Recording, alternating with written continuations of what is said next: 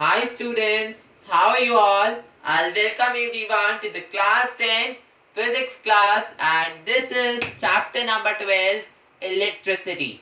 आज के लेक्चर में पार्ट नंबर 17 के अंदर हम an important formula for calculating electrical energy पढ़ने वाले हैं और ये जो सब भी अभी मैंने लिखा है ये सब मैं आपको समझाऊंगा। मैंने पहले लिख दिया ताकि आपको आसानी से समझ में आ जाए। ठीक है, तो सबसे पहले जिन्होंने पार्ट नंबर 16 नहीं देखा है मैंने उनको डिस्क्रिप्शन में पार्ट नंबर 16 का लिंक दे दिया है, वो जाइए डिस्क्रिप्शन में और पार्ट नंबर 16 का वीडियो देख लीजिए। ठीक है, तो आज का लेक्चर शुरू करते हैं। Ready all, let's start. So an important formula. अच्छा, टॉपिक शुरू करने से पहले I welcome everyone to the class 10 science class by Garvit Sharma and this is your favourite channel science education.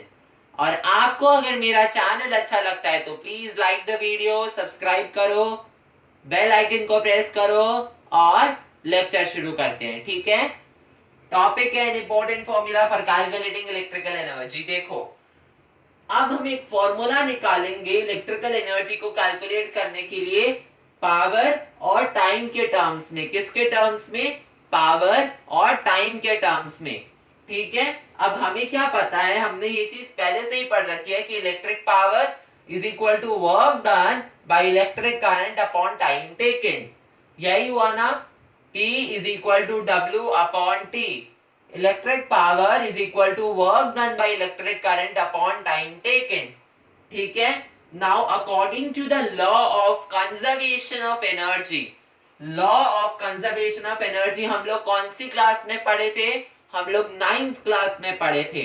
और law of conservation of energy क्या state करती है, किसी को याद है? या 9th में रेंगते रेंगते ही पहुंचे थे याद है किसी को? According to the law of conservation of energy, energy can only be transformed from one form to another. It can neither be created nor destroyed. The total energy before and after the transformation always remain constant. Clear? समझ में आ गया सबको? दोबारा बोलो। Law of conservation of energy के हिसाब से energy खाली ट्रांसफॉर्म हो सकती है एक फॉर्म से दूसरे में। ठीक है, ना तो वो क्रिएट की जा सकती है ना वो डिस्ट्रॉय की जा सकती है। ठीक है, और जो टोटल एनर्जी होती है पहले और आफ्टर, ठीक है, ट्रांसफॉर्मेशन के पहले और ट्रांसफॉर्मेशन के बाद, वो हमेशा कांस्टेंट रहती है। Okay, according to the law of conservation of energy, energy can only be transformed from one form to another. It can neither be created nor destroyed. The total energy before and after the transformation always remains constant. Clear? अब क्या होता है, boards में कभी कभार है ना, law of conservation of energy को स्टेट करने के लिए पूछ लेते हैं। क्यों? क्योंकि वो इसी टॉपिक के अंदर इंक्लूडेड है ना, और ये फॉर्मूला डिराइव करने का भी आ जाता है बोर्ड में।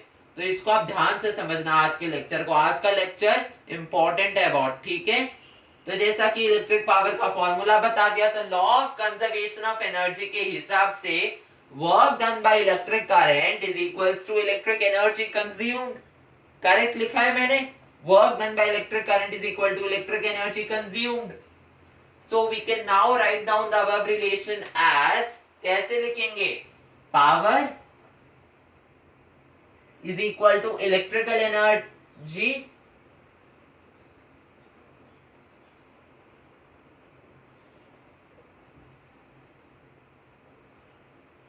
upon time। करेक्ट है ना? Power is equals to electrical energy upon time, या फिर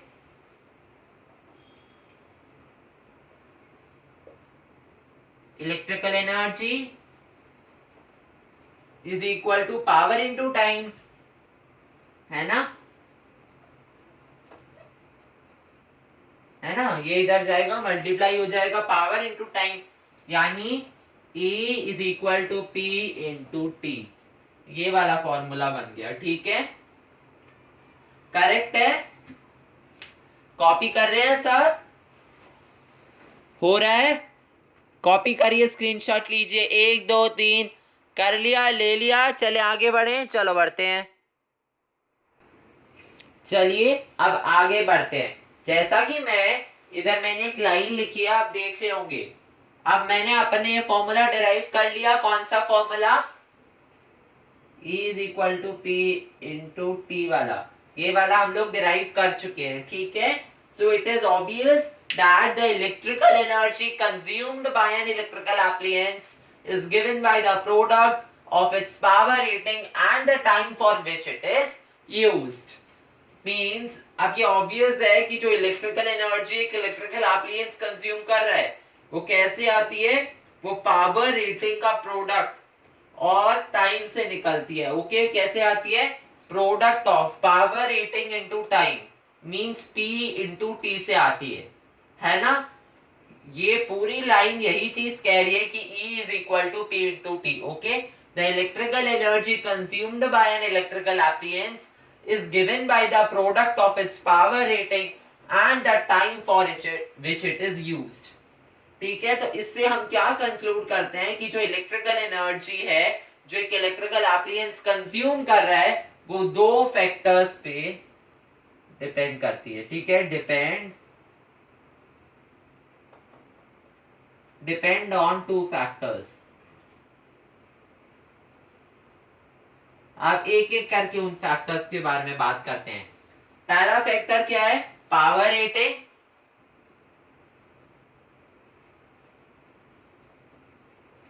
और दूसरा फैक्टर क्या होगा? Time for which the appliance is used. Okay, मतलब कि जो इलेक्ट्रिकल एनर्जी है वो दो फैक्टर्स पे डिपेंड करती है। पहला, power rating of the appliance, and second, time for which the appliance is used. And we should memorize this formula for calculating electrical energy because it will be used in solving numerical problems. So in the formula, electrical energy is equals to power into time. If we take the power in watts, okay, or I will explain you here, E is equals to P into T. So if we take the power in watts, ठीक है, अगर हम power को watts में लेते हैं and time in hours, okay, and time in hours, okay, if we take the power in watts and time in hours, then the unit of electrical energy becomes watt hour. तो जो unit बनेगी, मतलब ये जो भी मैंने लिखा इससे क्या बनेगी? यूनिट। ठीक है, यूनिट बनेगी। यूनिट क्या बन जाएगी? Watt hour. ये यूनिट बन जाएगी, ठीक है। और इसका सिंबल क्या होगा? Capital W small h। ठीक है, वॉट आवर। और वॉट आवर की डेफिनेशन हम अभी लिखवाते हैं, उससे पहले आप ये कॉपी कर लो या स्क्रीनशॉट ले लो। 1 2 3 ले लिया, आगे बढ़े, चलो बढ़ते हैं। Now you can see here I have written a definition of 1 watt hour. Okay, and what is 1 watt hour? 1 watt hour is the amount of electrical energy consumed when an electrical appliance of 1 watt power is used for 1 hour.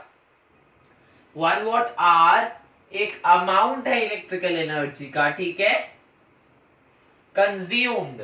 ठीक है, 1 watt hour एक amount है electrical energy का जो consume हो रही है जब एक इलेक्ट्रिकल एप्लायंस 1 वॉट की पावर का 1 घंटे के लिए यूज होता है। मतलब जब हम किसी एक इलेक्ट्रिकल एप्लायंस को 1 घंटे के लिए यूज करते हैं और उसकी पावर 1 वॉट होती है, ठीक है, तो जितना अमाउंट हम उसकी इलेक्ट्रिकल एनर्जी को कंज्यूम कर रहे हैं उसे हम 1 वॉट आवर कहते हैं। ठीक है, 1 watt hour is the amount of electrical energy consumed when an electrical appliance of 1 watt power is used for 1 hour. Clear? Is used for 1 hour. Clear?